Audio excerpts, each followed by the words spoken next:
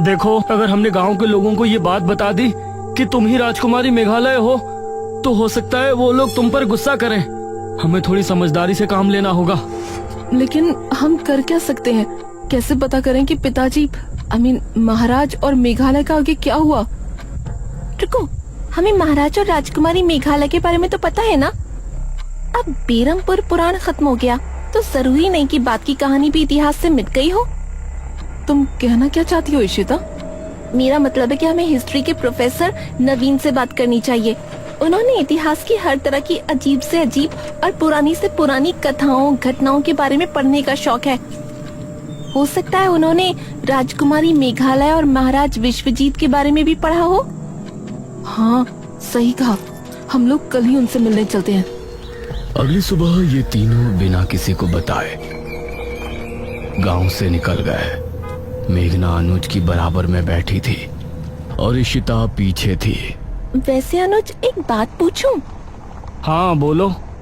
मैं तो मेघना की बेस्ट फ्रेंड हूँ, लेकिन तुम मेघना के लिए इतना क्यों फील कर रहे हो, जो उसकी हेल्प करने के लिए हमेशा तैयार रहते हो? इस पर मेघना ने इशिता की तरफ देखा। इशिता, मैं इस टाइम बहुत सीरियस हूँ। तुम प्लीज ऐसी कोई बात मत करो। मुझे अपने ऊपर इतनी गिल्टी फील हो रही है कि मैं ही जानती हूँ। बेरमपुर से 2 घंटे का सफर तय करके ये सभी प्रोफेसर नवीन के घर पहुंचे।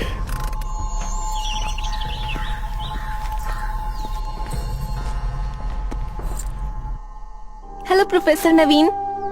हेलो इशिता, कैसे हो? ठीक हूँ प्रोफेसर। ये मेरी फ्रेंड है मेघना और ये अनुज। कहो, कोई परेशानी?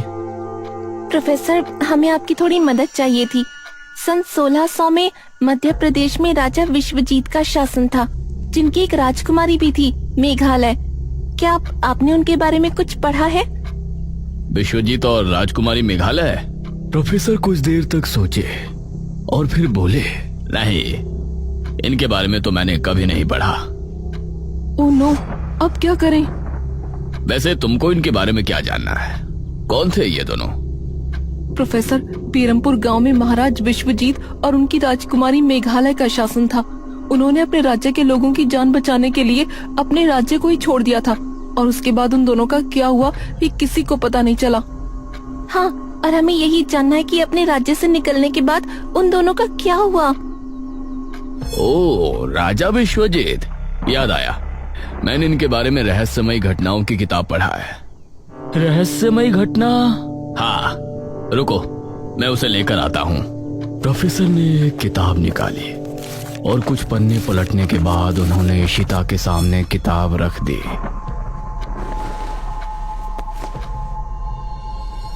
सन 1600 में जनकपुरी में एक अधेड़ उम्र का आदमी पहुंचा और वो एक सेठ के यहाँ काम करने लगा।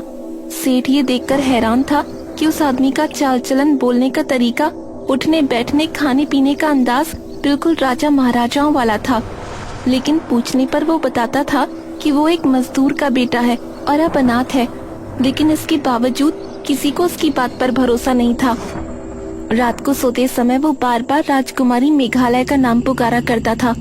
धीरे धीरे उसकी तबीयत बहुत खराब होने लगी और उसके माथे पर हमेशा चिंता की लकीरें नजर आती थीं। कुछ ही महीनों में उसकी हालत बहुत बुरी हो गई और वो मरने के कगार पर आ गया। उसकी आखिरी ख्वाहिश भी बड़ी अजीब थी। उसने कहा कि उसे मरने के बाद उसका अंतिम संस्कार न किया जाए, बल्कि उसकी लाश को बेरमपुर गांव पहुंचा दिया जाए। लेकिन उस समय जनकपुर और बेरमपुर के बीच कहासुनी चल रही थी, इसलिए उस सेठ ने उसकी लाश को ताबूत में बंद किया और उसे जनकपुरी के जंगल की गुफा में रखवा दिया। यह सुनकर मेघना की आंखों में हल्के से अश्क नजर आए। मतलब उन्होंने मरते मरते भी अपनी प्रजा की सोची? मतलब? आपका बहुत बहुत शुक्रिया प्रोफेसर, आपकी वजह से हमारी बहुत हेल्प हुई है। You are welcome. ये तीनों प्रोफेसर से विदा लेकर वहां से निकले। अब हमें जनकपुरी जाना है और उस गुफा के अंदर उस ताबूत को खोज निकालना है। लेकिन इतने सालों बाद उनकी लाश हमें मिलेगी भी कि नहीं? वो तो वहां जाकर ही पता चलेगा। ये तीनों अब वापस से बेरमपुर पहुंचे। अनुज, इशिता, मेघना। हाँ पिताजी। तुम तीनों कहाँ से आ रहे हो? वो पिताजी, ये सब देखने जानने के बाद हम तीनों को काफी डर लग रहा था, तो हमने सोचा थोड़ा घूम कर आते हैं। ठीक है, लेकिन अभी भी निशिर मोलो से हम आजाद नहीं हैं। रात में कोई कहीं नहीं जाएगा, ठीक है? जी पिताजी। ये तीनों घर के अंदर पहुंचे और अनुज इनके साथ कमरे में गया। हम लोग शाम को 5 बजे यहाँ से निकलेंगे, ठीक है? लेकिन किसी ने देख लिया तो? कोई नहीं देखेगा। हम वहाँ जाएंगे, महाराज विश्वजीत की लाश ढूंढेंगे और उसे लाकर खंडहर में रख देंगे। बाकी का प्लान बाद में करेंगे। ये क्या बातें कर रहे हो तुम तीनों? मुखिया की आवाज सुनकर ये तीनों चौंक पड़े। उस समय मुखिया के साथ तांत्रिक महाराज और ठकुराइन ने भी इनकी बातें सुन ली थी। अब पिताजी, वो क्या अनुज बेटा, जो भी बात है ठीक से बताओ। महाराज विश्वजीत के बारे में तुम क्या बोल रहे थे? निशिर मोलो इसीलिए गांव में घूम रहे हैं क्योंकि उनको महाराज विश्वजीत की लाश चाहिए। उनकी लाश जनकपुरी के जंगल की गुफा में रखी है। लेकिन तुमको ये सब कैसे पता? और जैसा कि राजकुमारी मेघालय ने तय किया था कि निशिर मोलो जब ही जाएंगे जब राजकुमारी के कदम बेरमपुर की जमीन पर पड़ेंगे, तो ऐसा कैसे हुआ? इस पर मेघना ने एक कदम आगे बढ़ाया। क्योंकि राजकुमारी यहाँ आ चुकी है। कौन? मैं, मेघना। पिछले जन्म में राजकुमारी मेघालय मैं ही थी। यह सुनकर सभी की हैरानी का कोई ठिकाना नहीं रहा। मुखिया का मुंह खुला का खुला रह गया। ये तुम क्या कह रही हो? हाँ, जब से हम यहाँ आए हैं तभी से वो वापस आए हैं। और वो चाबी जिस तक पहुँचने में हमने आप लोगों की मदद की थी, उसके बारे में भी हमें हमारे सपने में पता चला था, जिसमें हमने हमारे पिछले जन्म के बारे में बहुत कुछ देखा था। जो भी हमने सपने में देखा वो सभी राजमहल में मौजूद है। मेघना की बातें सुनकर इन सभी को अब यकीन हो गया था कि वही राजकुमारी मेघालय है। तो मेघना बेटा, जनकपुरी में हम भी तुम्हारे साथ चलते हैं। उस ताबूत को ढूंढने में हम सभी को मेहनत करनी होगी। यह सुनकर अब इन तीनों की हिम्मत बंध गई थी। अब मुखिया ने भी अपनी गाड़ी निकाली और ये सभी जनकपुर के जंगल की तरफ चल दिए।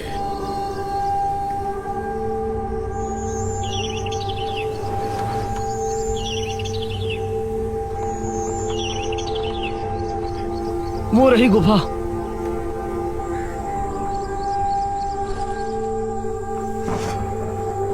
उन्होंने टॉर्च निकाली और फिर गुफा के अंदर रवाना हो गए।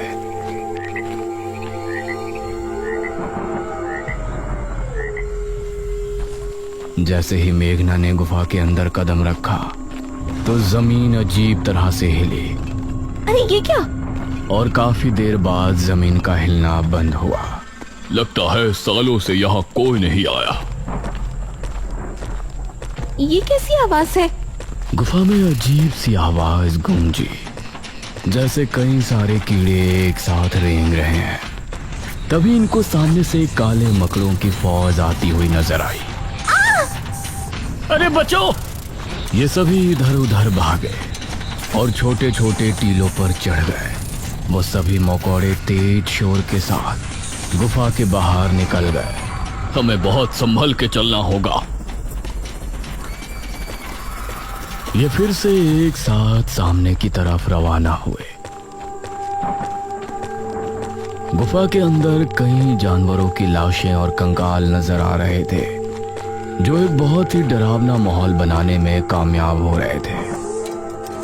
कुछ देर बाद इन सभी को सामने घना अंधेरा नजर आया। वहाँ तो बहुत अंधेरा है। लगता है गुफा खत्म होने वाली है। ये सभी धीमी रफ्तार से आगे बढ़ते रहे। उसी समय गुफा में एक कोने में एक ताबूत रखा हुआ था। अचानक से उससे धम धम की आवाज आने लगी। ऐसा लग रहा था जैसे कोई उसे अंदर से पीट रहा हो। इधर ये सभी अब काफी आगे आ चुके थे। ये गुफा तो खत्म होने का नाम ही नहीं ले रही और अंधेरा बढ़ता जा रहा है। मुझे तो अब डर लगने लगा है। तकरीबन 10 मिनट तक और चलने के बाद इनको सामने एक ताबूत नजर आया। ग्रेट, ये रहा ताबूत। इसे खोलकर देखें। नहीं, इसे यहाँ खोलना ठीक नहीं होगा। इसे पहले गांव ले चलते हैं, उसके बाद ही खोलेंगे। इन्होंने ताबूत को बाहर निकाला। उसके बाद ये सभी ताबूत समेत गांव में लौट आए। उस समय चौक पर ठकुराइन के साथ सभी गांव के लोग जमा थे। अरे तांत्रिक महाराज, ये ताबूत कैसा है? बस ये समझ लीजिए कि आज हमारी परेशानी दूर हो सकती है। इस ताबूत को उतारो। गांव के लोगों ने ताबूत को उतारा और नीचे रखा। उसके बाद मेघना आगे बढ़ी और उसने ताबूत के ढक्कन पर हाथ रखा। सभी गांव के लोग ये देख हैरान थे कि शहर से आई ये लड़की ही इस ताबूत को क्यों खोल रही है। मेघना ने एक लंबी सांस भरी और फिर झट से उसे खोल दिया। ताबूत के खुलते ही सभी लोग हैरान रह गए। उसके अंदर अभी भी महाराज का कंकाल था, जिसके गले में कीमती मालाएं और शाही लॉकेट डला हुआ था। उसे देखते हुए मेघना की आंख में हल्के से आंसू छलक आए। पिताश्री, अरे ये क्या कर रही है? अंधेरा होने वाला है। आज आप सभी अपने घरों से बिल्कुल बाहर नहीं निकलेंगे। कोई खिड़की, कोई दरवाजा खुला ना रहे। सब कुछ बंद रखकर यही प्रार्थना करेंगे कि आज रात हम सभी को निशिर मोलों से हमेशा के लिए छुटकारा मिल जाए। सभी ने तांत्रिक महाराज की बातों को स्वीकार किया और एक एक करके सभी अपने घरों में चले गए। सभी खिड़की और दरवाजे बंद हो गए। चौक पर इस समय सिर्फ ये 6 लोग खड़े थे। अनुज मेघना को बड़ी गौर से देख रहा था। तांत्रिक महाराज, लेकिन निशिर मोलो पिताजी के शव को लेकर कहाँ जाएंगे? ये तो हमें भी नहीं पता पुत्री। अगर तुमको ये करने में दुख हो रहा है तो तुम यहाँ से जा सकती हो। हम लोग जिस तरह से 400 साल पहले जी रहे थे, फिर से वैसे ही जी लेंगे। नहीं, हमने उस जन्म में भी अपनी प्रजा की सोची थी। इस जन्म में भी हम आप सभी को निशिर मोलो से आजाद करवा कर ही दम लेंगे। उस समय सभी को मेघना में राजकुमारी मेघालय की झलक नजर आ रही थी। धीरे धीरे रात के 9 बज गए और गांव में निशिर मोलो की आवाज गूंजने लगी।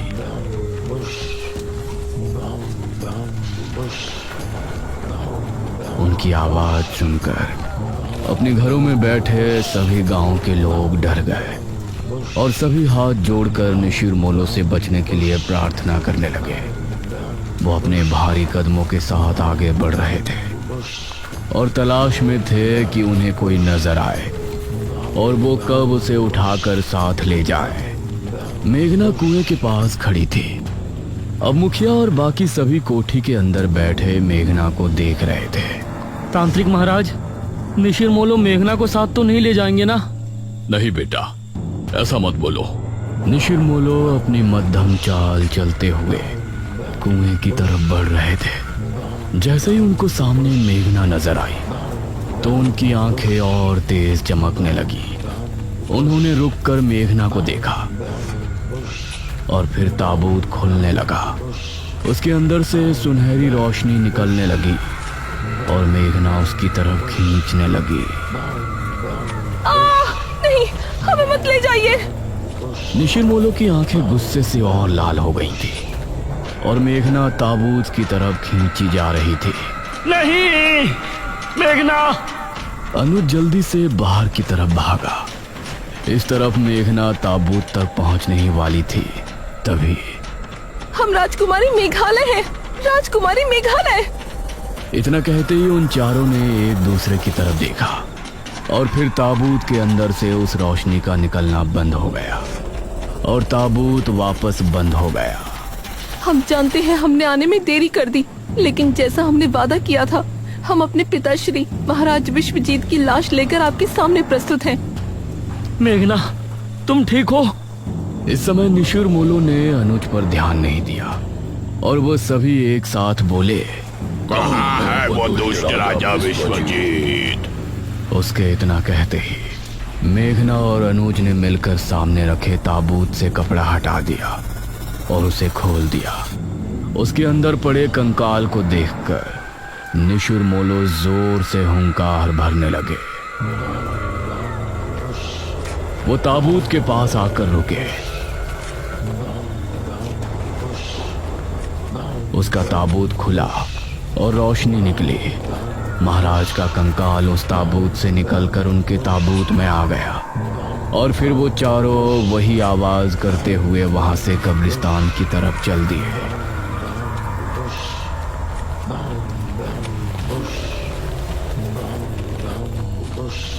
उनके जाते ही बाकी सभी लोग भी कोठी से बाहर आ गए। मेघना तो ठीक है? हाँ, बेटी, हम तुम्हारा धन्यवाद किस मुंह से करें, कुछ भी समझ में नहीं आ रहा। मुझे खुशी है कि जो परेशानी मेरे कदम रखने की वजह से गांव में आई थी, मैंने उसको आप सभी की मदद से दूर कर दिया है। उसके बाद मेघना ने अनुज की तरफ देखा और मुस्कुरा दी। अनुज ने भी मेघना को स्माइल पास की।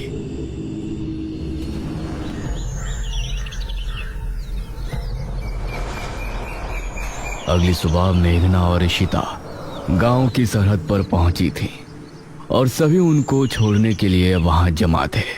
इशिता, मेघना, आओ बैठो। शहर जाने वाली बस 11 बजे आ जाएगी। ठीक है मुखिया जी, नमस्ते। नमस्ते अंकल एंड आंटी, हमसे कोई गलती हुई हो तो माफ कर देना। अरे नहीं बेटी, तुम दोनों तो बहुत ही अच्छी हो। मैं ही बेवजह बात बात पर भड़क रही थी। मेघना और इशिता गाड़ी में बैठी।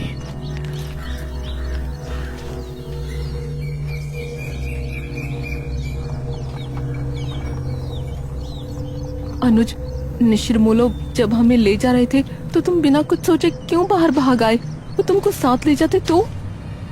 अरे, तुमको मुसीबत में देखकर मैं अंदर कैसे बैठा रह सकता था। हाँ, इसकी तो अंदर ही अंदर कुल्फी जम रही थी। तांत्रिक महाराज, निशिरमोलो मेघना को साथ तो नहीं ले जाएंगे ना? बस बस, इतना भी मत हंसो। अनुज ने मेघना और इशिता को बस में बैठाया और जब तक बस आगे नहीं बढ़ी वो वहीं खड़ा उन्हें देखता रहा। मेघना भी खिड़की से तब तक उसे देखती रही जब तक वो बस स्टॉप से आगे नहीं निकल आए। काश ये गांव में जल्दी वापस आए। वैसे राजकुमारी मेघालय, आपने मृत्युंजय अमृत का सैंपल इसीलिए लिया है ना कि गांव में वापस जल्दी आ सको? इस पर मेघना मुस्कुराई। अवश्य आएंगे सखी।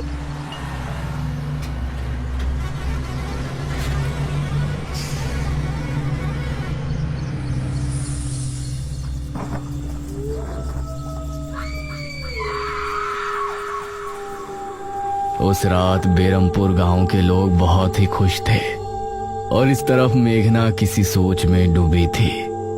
इशिता, वो दमयंती किस गुफा में है? इसका पता तो हमने लगाया ही नहीं ना। तभी जनकपुर का माहौल बदल गया था। तेज तूफानी हवाएं चलने लगी और आसमान में काले बादल छा गए। ए भगवान, आज तो लगता है तूफान आने वाला है। आसमान में बिजली कड़क कर बार बार गुफा पर गिर रही थी। उसकी गहराई में एक और ताबूत रखा था जो पिछली बार भी हमने देखा था। उसके अंदर से धम धम की आवाज हुई और फिर उसका ढक्कन खुल गया। धीरे से उसके अंदर से दमयंती बाहर आई। उसके चेहरे पर अजीब सी मुस्कान थी। उसकी आंखें लाल लाल चमक रही थी और नाखून बहुत पहने हो गए थे। हम जाग उठे हैं, हम फिर से आजाद हो गए, आजाद हो गए हम। वो भयानक अंदाज में हंसती हुई गुफा से बाहर की ओर बढ़ गई। उसके चेहरे पर एक रहस्यमय मुस्कान थी जो आने वाले खतरे की तरफ इशारा कर रही थी।